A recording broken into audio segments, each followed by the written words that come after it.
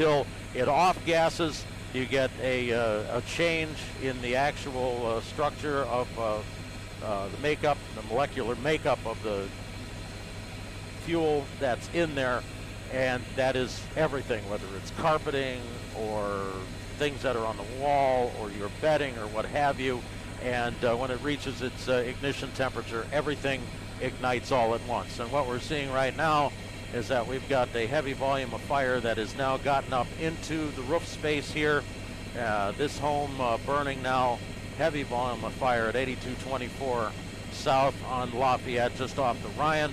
Those of you who are just joining us, we're doing this live stream here of the fire fighting effort, and also paying special attention to this because a Mayday and an EMS Plan 1 was called here. Now, we do not have a securing of that Mayday as of yet, to my knowledge.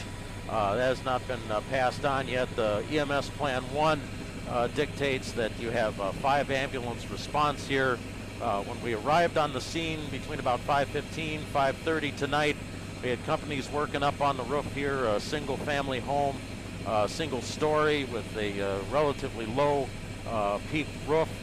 Had multiple firefighters up on that roof, and they were making ventilating holes to try and draw some of the superheated fire gas and the smoke out of the interior of that space. And that is what the fire is burning through right now. It's actively burning up and through the attic space and through the holes, the ventilating holes that the truck company had cut up underneath there, so you can, on top of the roof. So you can see right now we have a very heavy volume of fire burning through here. Hand line is in operation on the Bravo Charlie corner. Got another one that looks like might be in the back end there. So along the corners of this single family home, trying to get some water in there, trying to get something flowing in there in order to try and knock some of that fire down here. So a fire that went from relatively innocuous smoky fire in a single family residence, suddenly right around 5:30, a little bit before then, went to an EMS Plan 1 and a Mayday called for a firefighter in trouble there. So hoping for the best here. We're seeing quite the activity on the exterior, of course, because there's heavy volume of fire now throughout this structure here. We have your officers and firefighters out in front. We've got hand lines stretched from the street side through the gangway back between this house and the house next door. And this fire is really taken off. This fire is basically raging unchecked through the attic space of this house here. How tenable any of that space is on the interior as more of that fire continues to. I always saw that that one hole there, the flames suddenly just die down. Looks like we may have, we're fighting on the interior now. I think we got some water that's coming out. We got some water on the roof, perhaps, coming off there. We got a hand line working up on top there. I think we might have somebody from the front, from the A side. We got point of vantage on, looks like might be the roof next door, to try and get water down inside there and see if they can cool that off, make it tenable for anybody who may still be inside here. Working it from it's all defensive operations, appears right now. We've got firefighters putting water through the, got a hand line working in the back. Got another, looks like a hand line up on the roof of the building, house next door. Your closest exposure building, only about 6 to 10 feet across that gangway between there. And also it looks like another hand line that's in operation from out on the A side, from the street side. So trying to get some water down inside this structure here and try and cool that off, knock that down, but still a very heavy volume of fire that is consuming this house in the 8200 block of South Lafayette. For those of you who are just joining us, we're watching a particularly dramatic scene, and one that has given us quite a lot of pause here in the last half hour or so. We saw Chicago firefighters arrive on the scene and go to work opening the roof of a house here at 8224 South on Lafayette, just off the Dan Ryan, on the west side of the Ryan, and did not see any real interior operations, but it was very tough to tell because of the smoke curling around here, smoke cooling off very quickly and sinking down by virtue of the very cold air that we're dealing with here. Things looked like they were going pretty good. Had companies up on the roof, cut a couple of vent holes up near the roof peak there. You can see one of those that is still lit up, and things look to be on their way to being under control. Then right before 5:30, there was a Mayday called, and EMS Plan 1, and don't have any details on exactly what that is comprised of, why the Mayday was called, who got in trouble and where, whether inside or outside the structure. Did somebody fall? Was somebody trapped? Don't know that yet.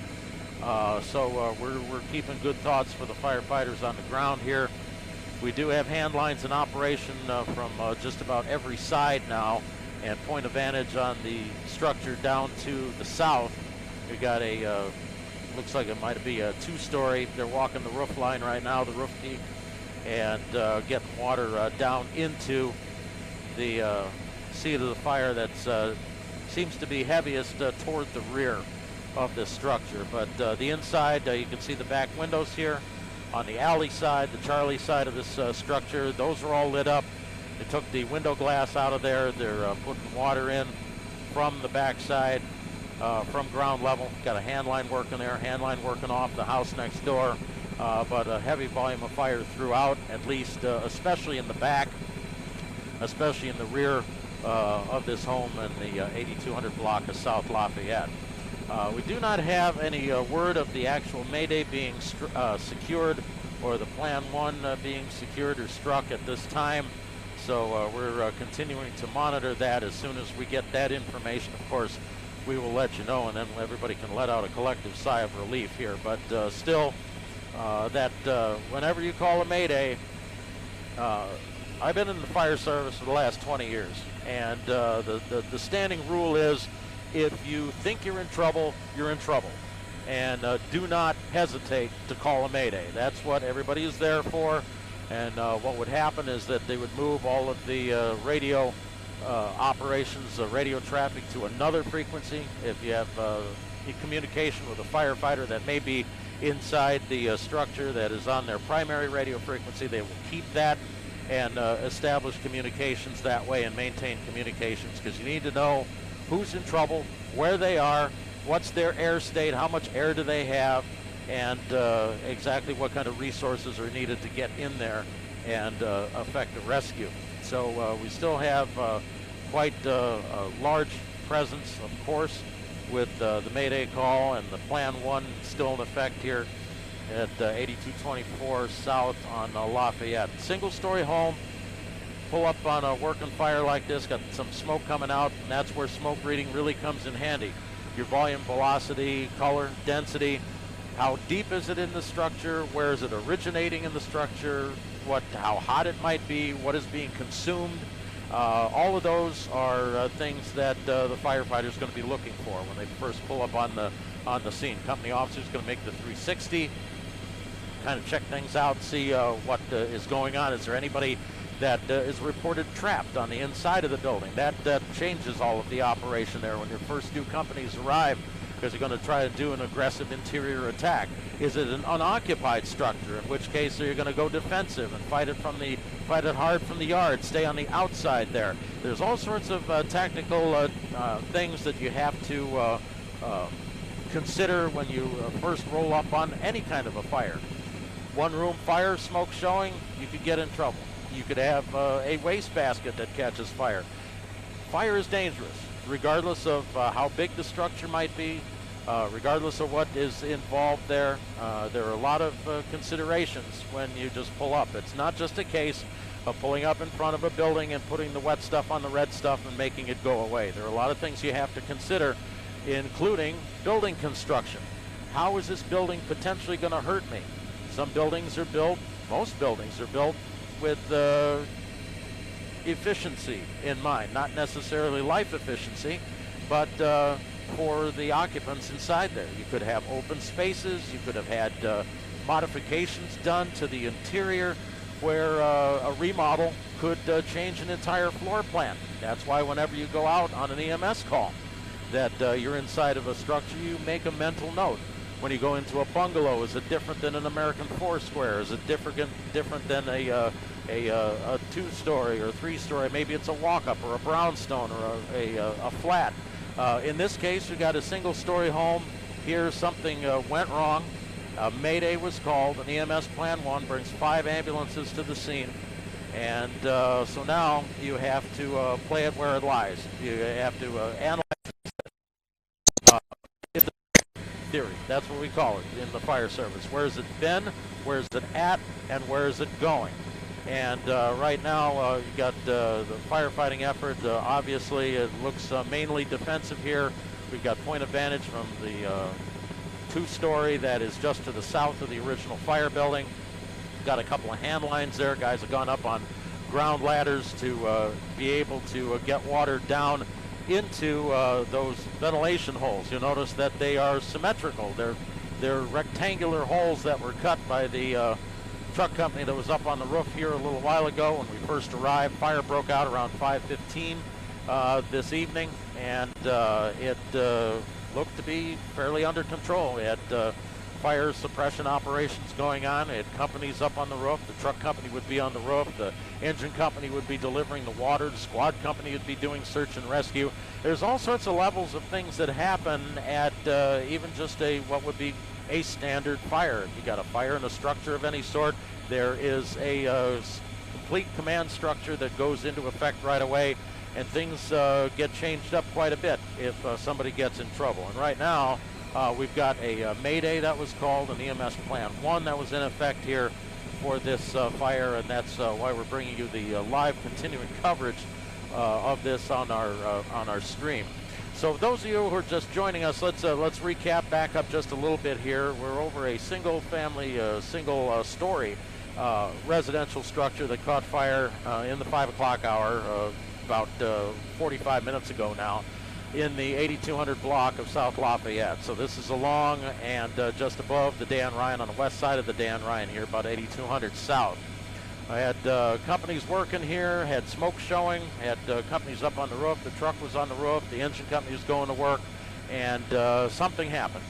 Mayday was called, EMS Plan 1 was called, bringing 5 ambulances to the scene here and activating your RIT company, your Rapid Intervention Team. In other words, that is a company of firefighters that are standing by outside the structure.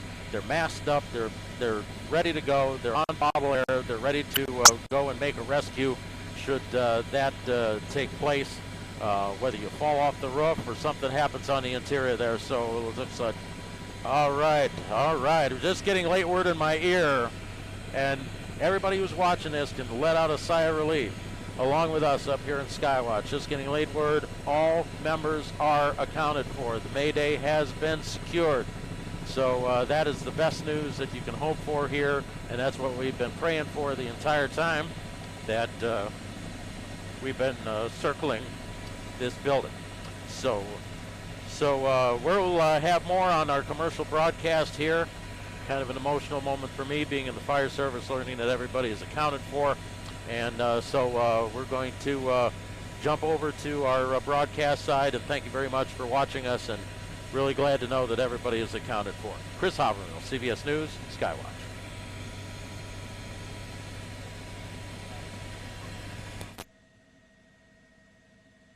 Okay. All right, we got to be first. We got to be quick. We got about 4 minutes useful fuel before we got to boogie over to the vertiport in order to get gas.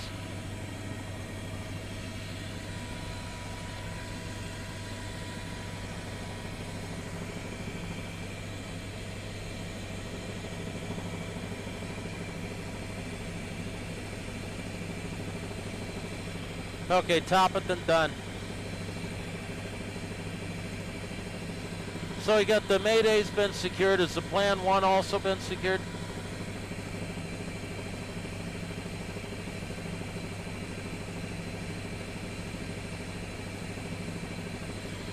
All right, very good. Plan 1's secured. Mayday secured. No injuries.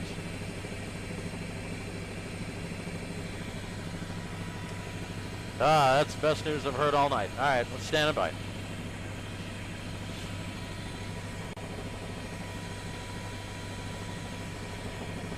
That says that somebody was just unaccounted for. It's had the companies to go through, call a PAR, personal accountability report. Once you call a PAR, then everybody can. Just want to make sure all the companies are accounted for. Your squad, your engine, your truck.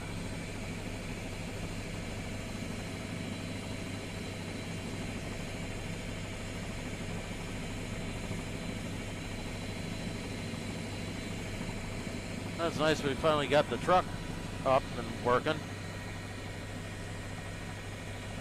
Yeah, I got you. You got me?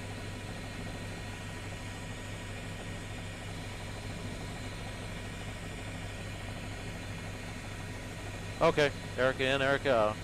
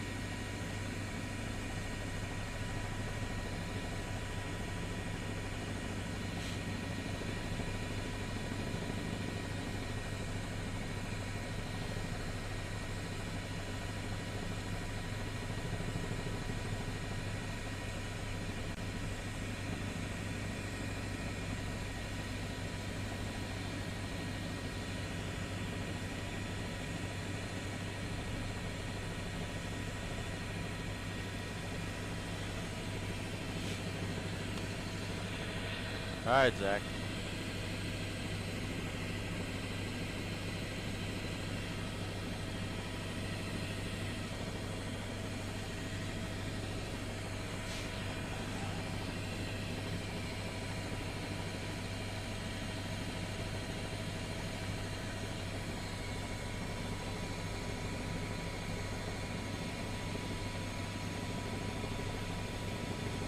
Here we go.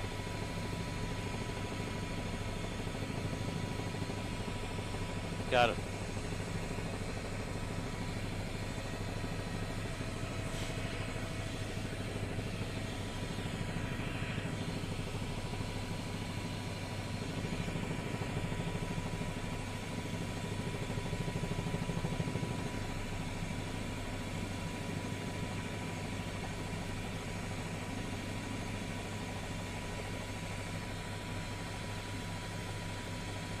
Stand by.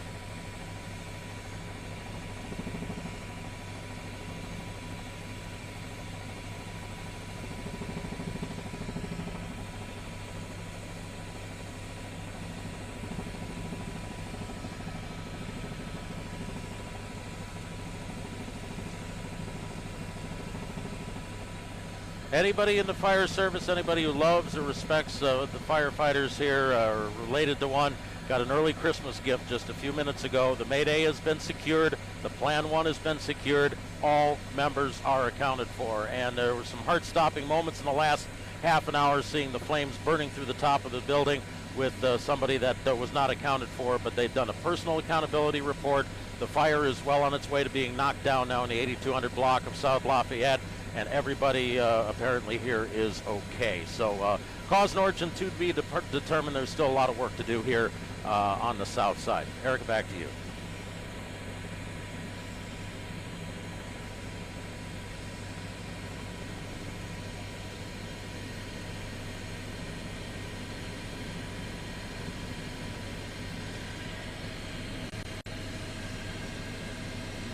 That's all right, we're clear.